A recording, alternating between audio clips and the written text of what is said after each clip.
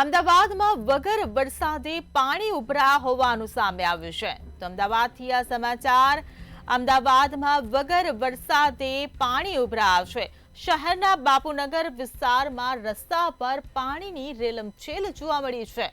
Anil starch વિસ્તારમાં ગટરના ઉભરાતા પાણીથી લોકો પણ ત્રાહિમામ પુકારી ઉઠ્યા છે. અંદાજે 300 મીટર સુધી ગટરના પાણી રસ્તા પર વહી રહ્યા છે. ત્યારે રસ્તે વહેતા ગટરના પાણીમાં ચાલવા માટે લોકો પણ મજબૂર બન્યા છે.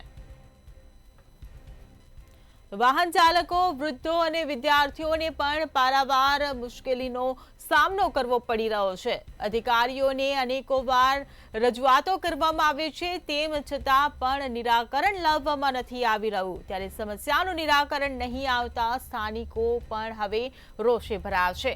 22 જાન્યુઆરીથી આમરણાંત ઉપવાસ પર સ્થાનિકો બેસશે.